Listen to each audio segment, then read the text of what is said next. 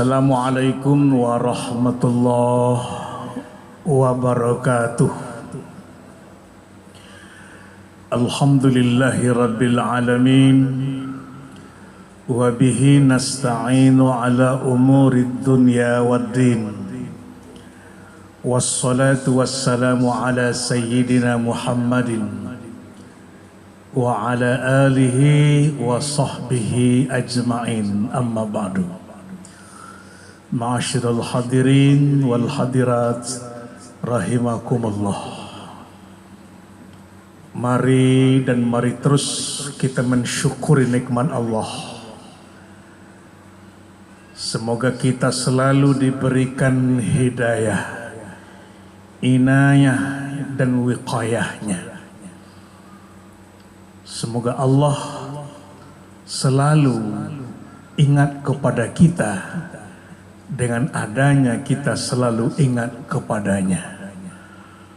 Fazkuruni azkurkum washkuruli wala takfurun.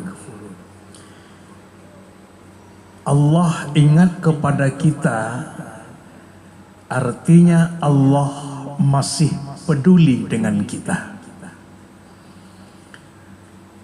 Kalau Allah masih peduli dengan kita, masih diberikan rasa di hati ini. Rasa takut, rasa cemas, rasa harap, dan sebagainya. Sempat kita alpa sholat fardu umpamanya. Tidak sempat, atau ada yang absen sholat maghrib gara-gara bukber kemarin.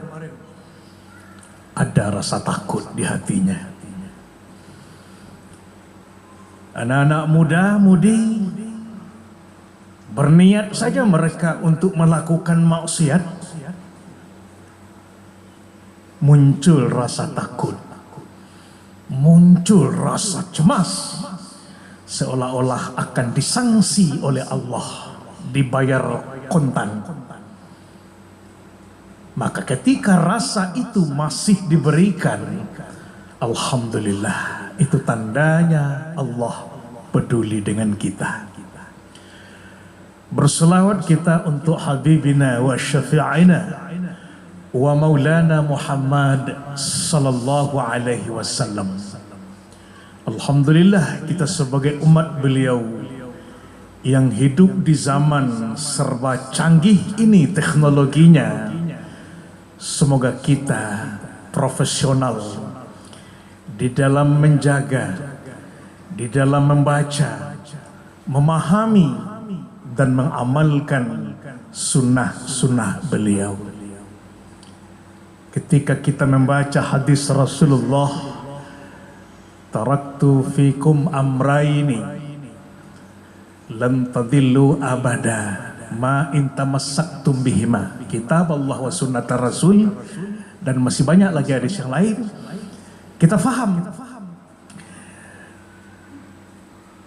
seperti apa Al-Quran dan hadis itu bisa menjadikan kita tidak tersesat sepanjang hayat. Kemudian caranya itu bagaimana?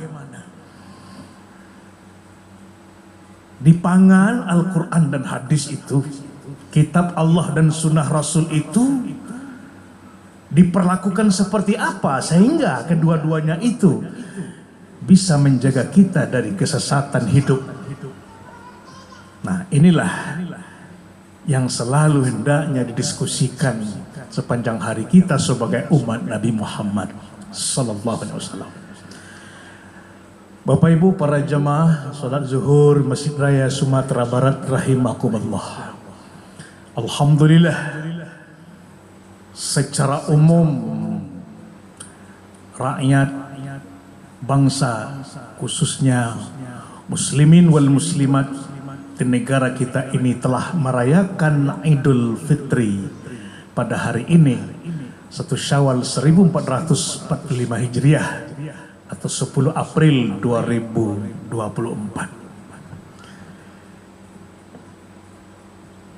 kalimat Idul Fitri adalah kata-kata yang gampang disebut.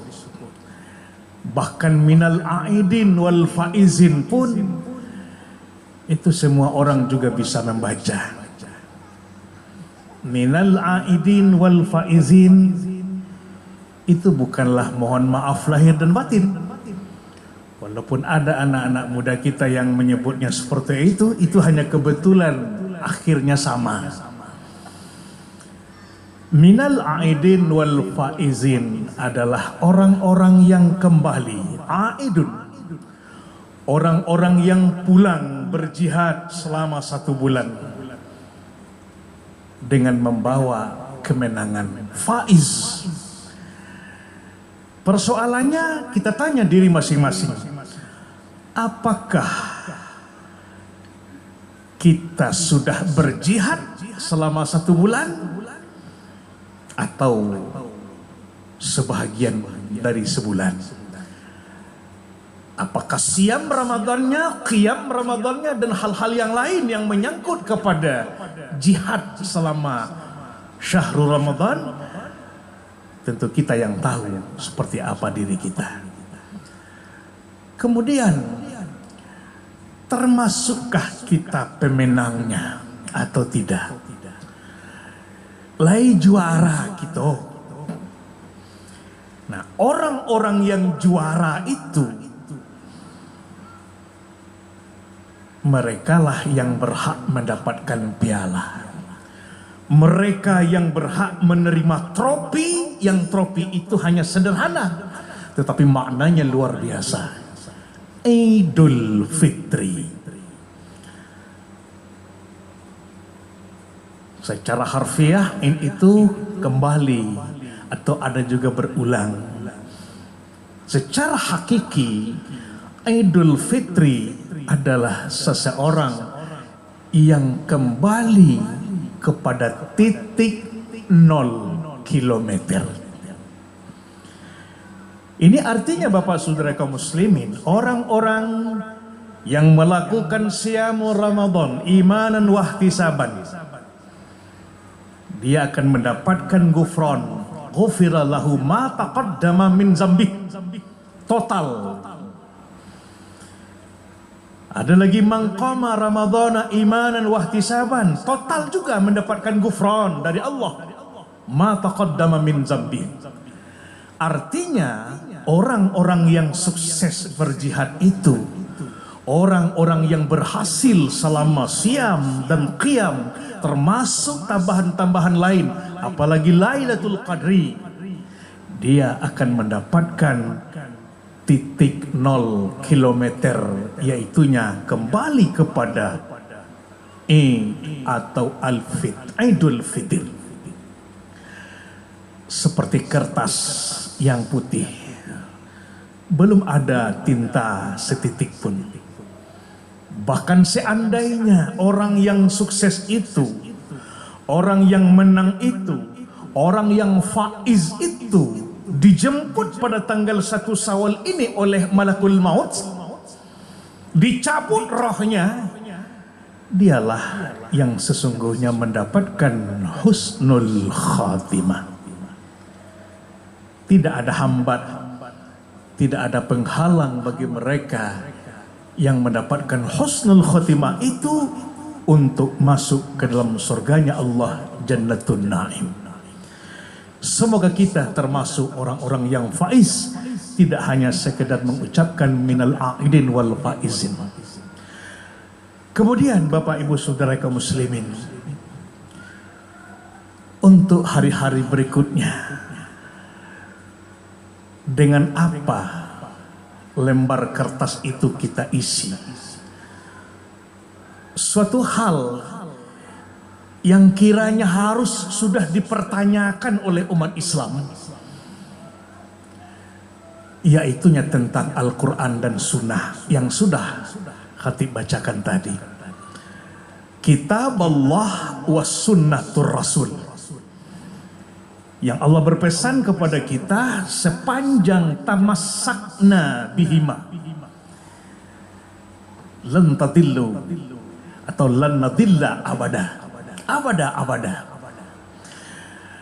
Nah, apa upaya kita? Bagaimana kita menjadikan Al-Quran dan Sunnah itu sebagai pegangan kita dan menghindarkan diri kita untuk tersesat. Sebab Bapak Ibu Saudara kaum muslimin, tanpa kita sadari pergeseran kemauan, keinginan anak kemanakan kita tentang Al-Quran dan hadis ini sudah semakin drastis. Kemampuan mereka itu hanya rata-rata bisa membaca. Hanya qiraatul makruh, membaca tulisan, membaca yang al-maktub, yang tertulis.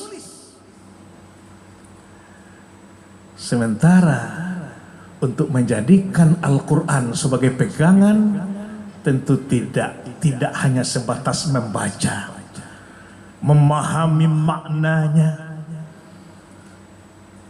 asbabun nuzulnya ini seperti apa, ini apa hukum yang bisa diambil dalam ayat ini, ketika itu bunyinya perintah, makna perintahnya itu apa, lil wujub, lil ibahah, dan sebagainya.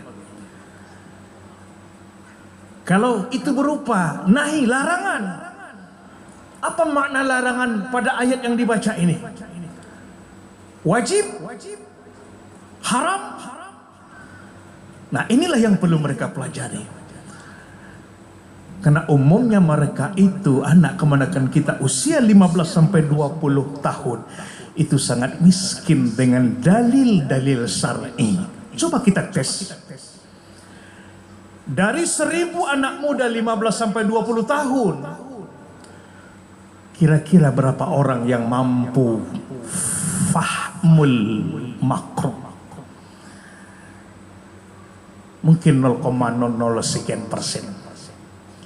Ditanya dalil, kalau tentang ini hukumnya apa? Oh, ini haram, Pak. Mana dalilnya?